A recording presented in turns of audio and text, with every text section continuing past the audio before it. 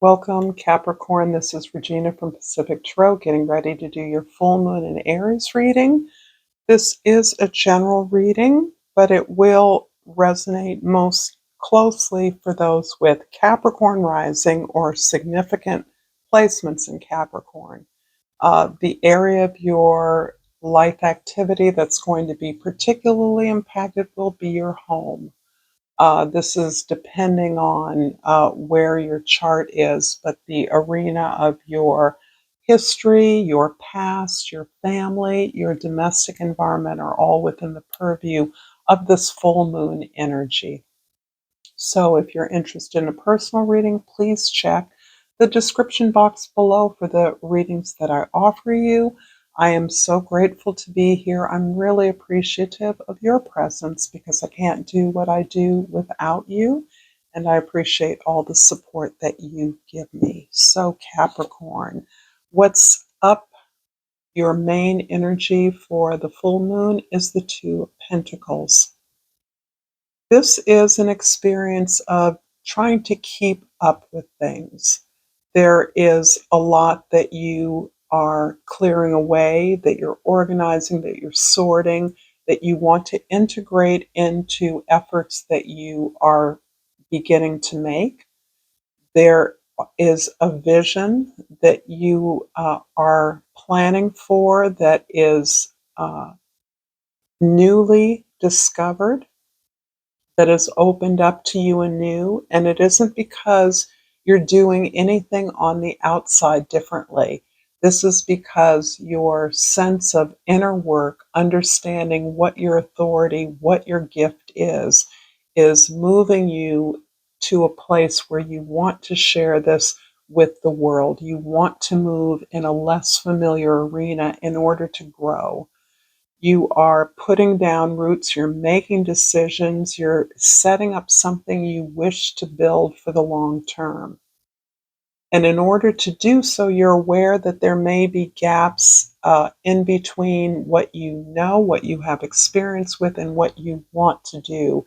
There may be the sense that you're not quite ready or you have so much to learn.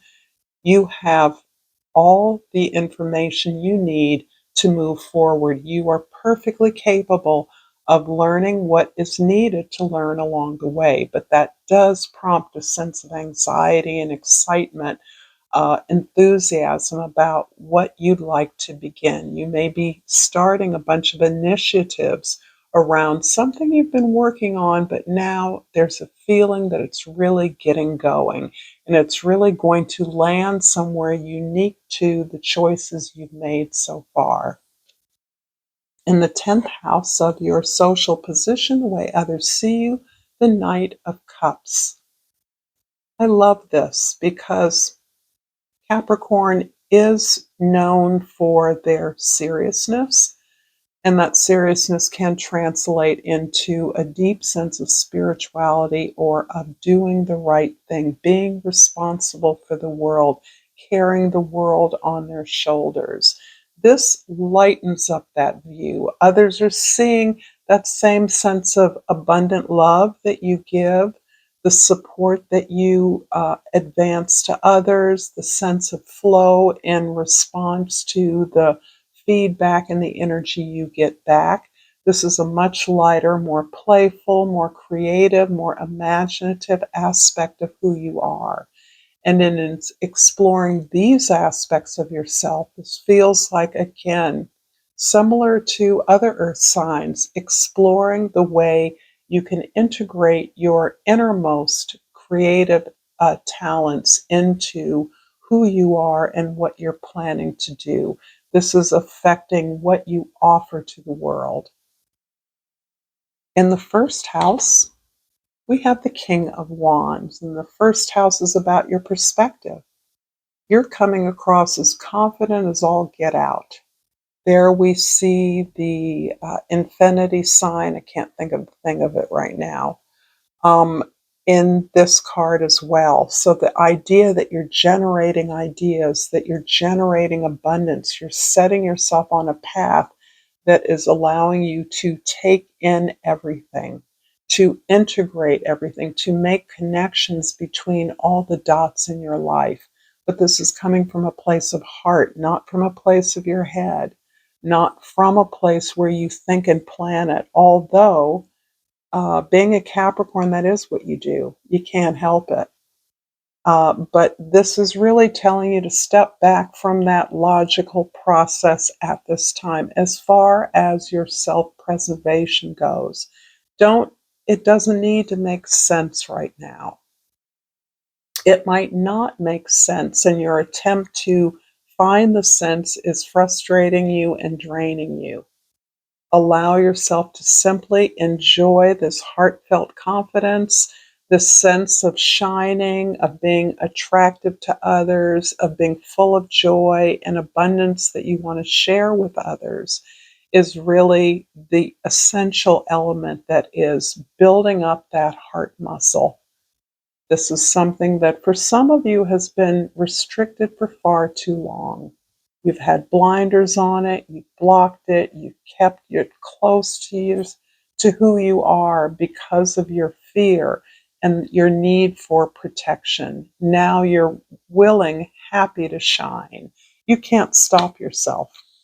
In the fourth house, the house of your home, your past, your history, your family, we have the King of Wands mate the Queen of Wands. And whenever we see a divine match, we see this as at least a reflection of an inner relationship, a strong and healthy, vibrant, creative relationship with yourself. What is beautiful about this positive and strong relationship that you've built is the ability to see this in all of your relationships. This is a bid for deeper connection, and that this connection is based on your enthusiasm, your awareness, your inspiration, your hope, and your vision.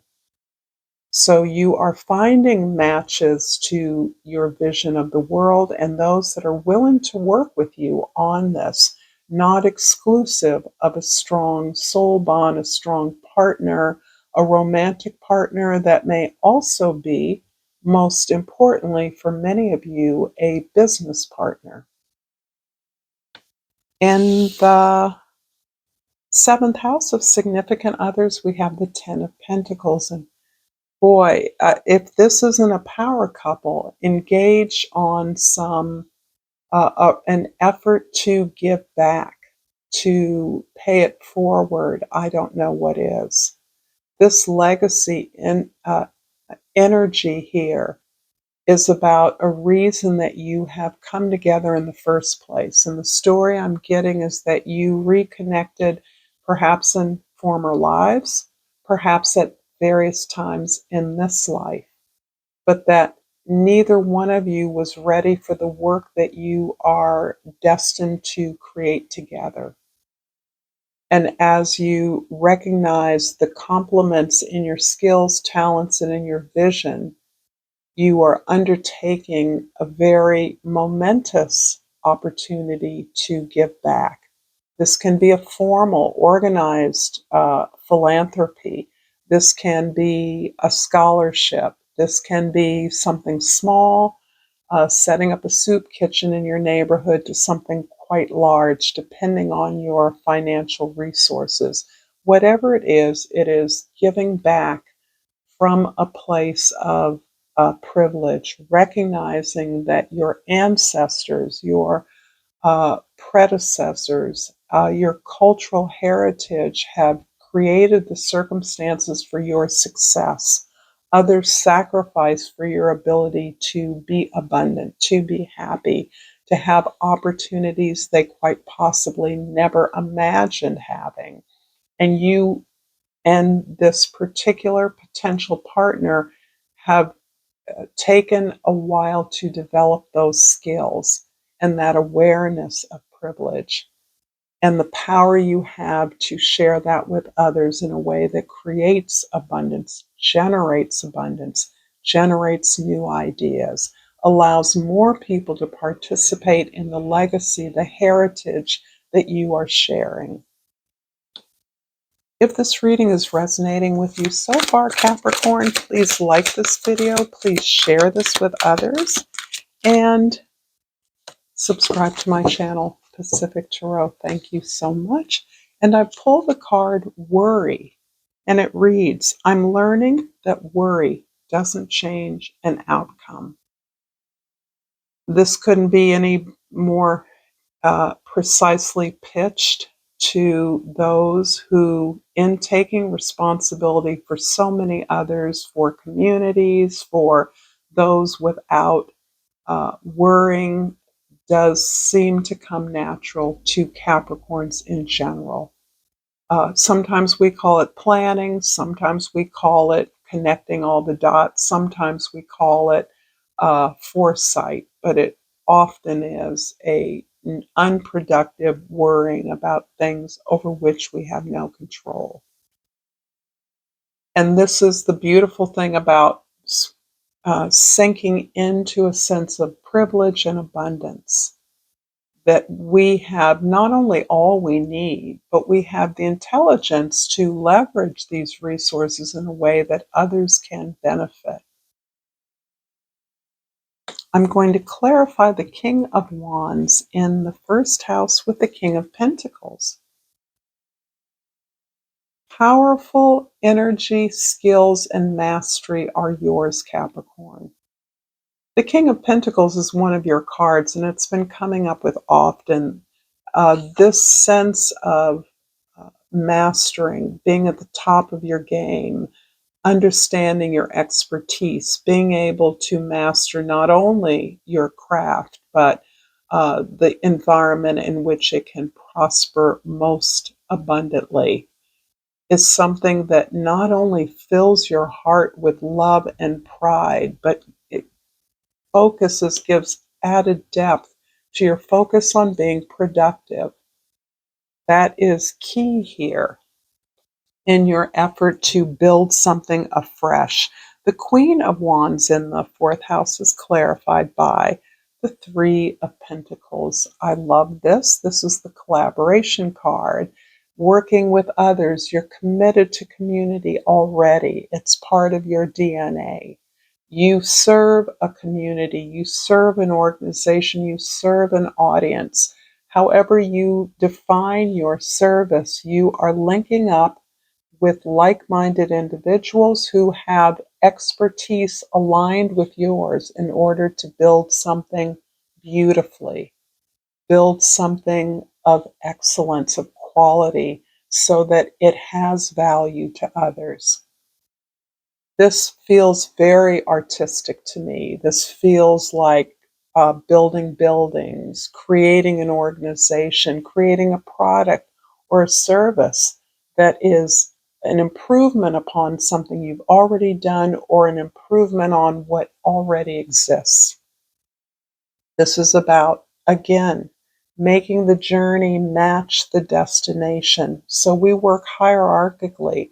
We dispense with the authoritarian style of top-down leadership. Here, all people are respected for their strengths and talents, and all people work from that place and are flexible in their ability to step up and lead or to step back and follow and learn. The Ten of Pentacles in the seventh house is clarified by the Hermit card. Both you and a potential partner or others who are working with you on this sense of uh, generating abundance, creating new ideas to share with more people, creating the access to abundance more broadly. The Hermit card is describing the loneliness of this work and the necessity to continue to reassert your authority, your right to be who you are, your experience in mastering your craft, in knowing how to be abundant, how to make your productivity abundant and profitable.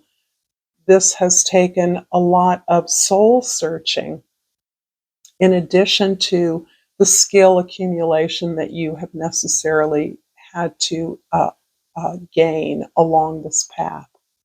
But the idea that you have to find your answers within because there isn't anybody else who's done what you do. It's quite possible that you, your partner, your team must retreat periodically in order to realign your project, to strategically plan your effort in moving forward. That this is a part of the industry that you're a part of or the method that you function best in this creative capacity. But it's really standing on who you are, not other models of giving, on your model, your vision of that. And the Knight of Cups in the 10th house is clarified by the Two of Swords. The challenge seems to be so similar for so many of us. This is you at a crossroads. You are doing something differently, but it has caused you to recognize a split in the potential opportunities for you, so that you are aware that a small decision could affect your life dramatically in one direction or another.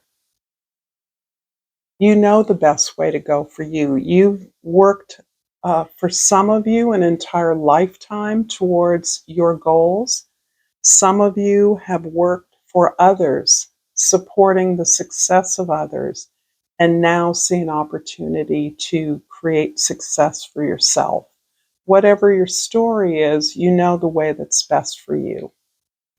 This is, you are concerned with the impact your choice will have on others. For many of you, it's just how loved ones are going to feel or respond or do without you in some way that they always have.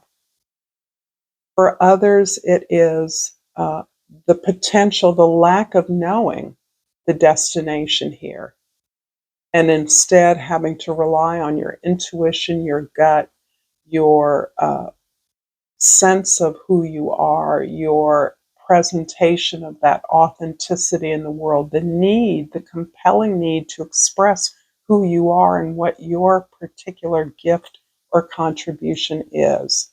But you know the right thing for you is not going to be the easy thing. Because now that it matters, fears arise, worries arise, because you care, because this is important. For many of you, this is a life-defining moment. All your efforts have been leading to this point, and so that pressure can make it particularly scary. However, if you simply allow yourself to be in the flow of your intuition, that is what has gotten you here. Allow yourself to be in the present.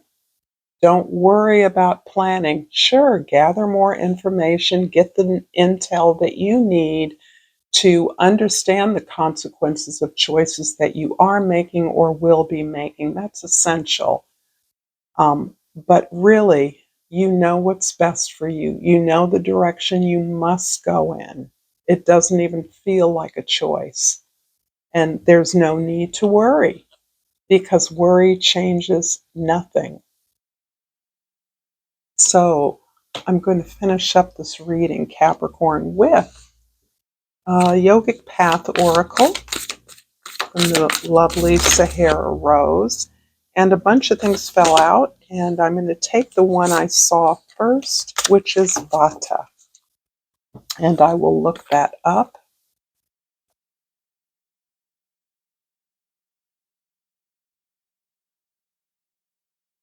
And Vata, so funny how I can certainly tell I may not have ever read this particular card before, is creative, imaginative, and unpredictable. Creative one, it's time to let your ideas flourish. You've gotten a gust of the Vata wind energy and are riding its waves out to deeper waters. Ideas are bubbling within you, and your body has become a vessel for its creative blessings. Allow yourself to dance to the rhythm of your thoughts and let them take you to higher places. The veil between the stars and earth has been lifted, and the downloads you're receiving are straight from the universe. Be sure to anchor them down to this earth with action so your visions can manifest into reality. Thank you so much, Capricorns. Until next time, namaste.